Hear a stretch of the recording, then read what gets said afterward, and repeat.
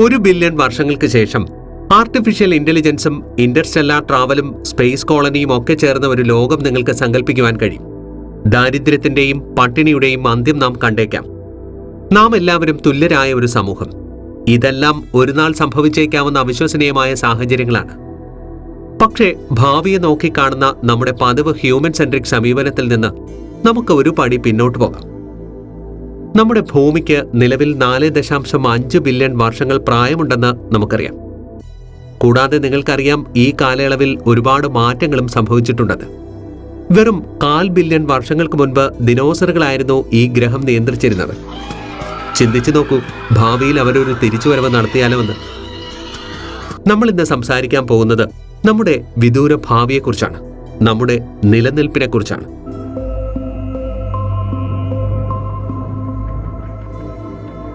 നിങ്ങൾ ആശ്ചര്യപ്പെടുന്നുണ്ടാവും, വെറും 1 നൂറ്റാണ്ട് കൊണ്ട് മാത്രം എത്രത്തോളം മാറ്റങ്ങളാണ് ഭൂമിയിൽ സംഭവിച്ചിരിക്കുന്നതെന്ന്. ആഗോളതാപനത്തിന്റെ പ്രത്യാഘാതങ്ങൾ നമ്മൾ ഇപ്പോഴും അനുഭവിക്കുന്നുണ്ട്. എത്ര നാടകീയമാവും അടുത്ത നൂറ്റാണ്ടിലെ കാലാവസ്ഥാ വ്യതിയാനങ്ങൾ സംഭവിക്കുക എന്നത് പ്രത്യാഘാതങ്ങൾ തടയുവാൻ മനുഷ്യരാശി എന്ത് നടപടികൾ കൈക്കൊള്ളുന്നു എന്നതിനെ ആശ്രയിച്ചിരിക്കുന്നു. എന്തായാലും ഭൂമിയിലെ താപനില അസാധാരണമാം വിധം വർദ്ധിക്കുമെന്ന് നിങ്ങൾ പ്രതീക്ഷിക്കണം. ഇതിന്റെ ആഘാതം ഏറ്റവും അധികം ബാധിക്കുക സമുദ്രനിരപ്പിനെ തന്നെയായിരിക്കും. നിങ്ങൾക്ക് കാണാം, അത് ഉയർന്നുയർന്ന് ഇപ്പോൾ തന്നെ ലോകത്തെ വിവിധ തീരങ്ങൾക്ക് ഭീഷണിയായിരിക്കുകയാണെന്ന്. ബാങ്കോക്ക്, മിയാമി, വെനീസ് തുടങ്ങിയ പല പ്രദേശങ്ങളെയും 2124 കടൽ വിഴുങ്ങുവാൻ സാധ്യതയുണ്ട്.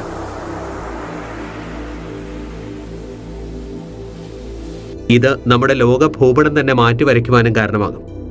പക്ഷേ വിനാശകരമെന്തെന്നാൽ സമുദ്രനിരപ്പ് ഉയരുന്നത് മൂലം ലോകമെമ്പാടുമുള്ള ദശലക്ഷക്കണക്കിന് ആളുകൾക്ക് ഡിസ്പ്ലേസ് സംഭവിക്കും.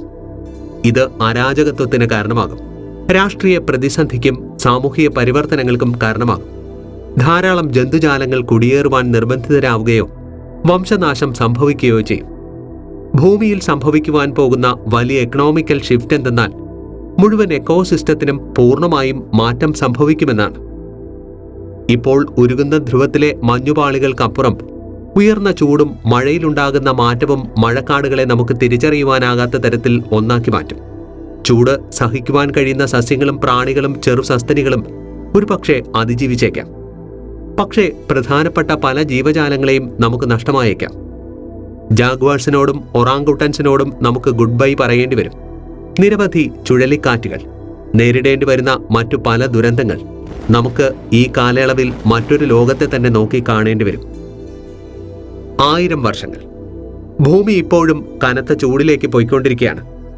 കൂടാതെ ആഗോളതാപനത്തിന്റെ പ്രത്യാഘാതം ഇപ്പോൾ കൂടുതൽ വ്യക്തമാണ്. എന്നാൽ നമ്മുടെ ഗ്രഹത്തെ മാറ്റുവാൻ മറ്റ് നിരവധി ശക്തികൾ പൊട്ടിത്തെറിക്കും. അക്ഷരാർത്ഥത്തിൽ ഈ ഘട്ടത്തിൽ ലോകത്തെ പ്രധാനപ്പെട്ട പല അഗ്നിപർവ്വതങ്ങളും അവയുടെ നീണ്ട ഉറക്കത്തിൽ നിന്നുണരും. ഇത് ഉയർന്ന തോതിലുള്ള പുകയും ചാരവുമായിരിക്കും അന്തരീക്ഷത്തിലേക്ക് എത്തിക്കുന്നത്. സൂര്യപ്രകാശത്തെയും അത് ബ്ലോക്ക് ചെയ്യും. ഭൂമി ഒരു അഗ്നിപർവ്വത ശൈത്യകാലം അല്ലെങ്കിൽ വോൾക്കാനിക് വിന്ററിലേക്ക് കടക്കും. ഇത് ലോകത്തുള്ള പല ജീവജാലങ്ങളുടെ ജീവനിലും ജീവിത രീതിയിലും വലിയ മാറ്റങ്ങൾ വരുത്തും. മുഴുവൻ മനുഷ്യജാലവും മൃഗങ്ങളും ഇല്ലാതായേക്കാം. ഇത് നമ്മുടെ ഗ്രഹത്തിലെ കാർഷിക മേഖലയെയും വലിയ തോതിൽ ബാധിച്ചേക്കാം. എന്നാൽ ഇത് തികച്ചും മോശം കാര്യമല്ലായിരിക്കാം. ഇത്തരമൊരു വോൾക്കാനിക് വിന്റർ നമ്മുടെ ഗ്രഹത്തെ തണുപ്പിച്ചേക്കാം. ഇനി നമ്മൾ പറയുന്നത് ഒരു പുതിയ കാലഘട്ടത്തെ പറ്റിയാണ്. 10,000 വർഷങ്ങൾ കഴിയുമ്പോൾ നമ്മുടെ ഭൂപ്രകൃതിയും തീരപ്രദേശങ്ങളും പുതിയ പർവ്വതനിരകളാലും വലിയ ഉൾനാടൻ സമുദ്രങ്ങളാലും പുനർനിർമ്മിച്ചേക്കാം.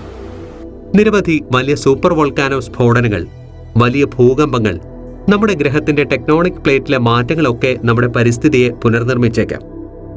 ഭൂമി പതിയെ ഒരു പുതിയ രൂപത്തിലേക്ക് മാറുന്നത് നമുക്ക് കാണുവാൻ സാധിക്കും.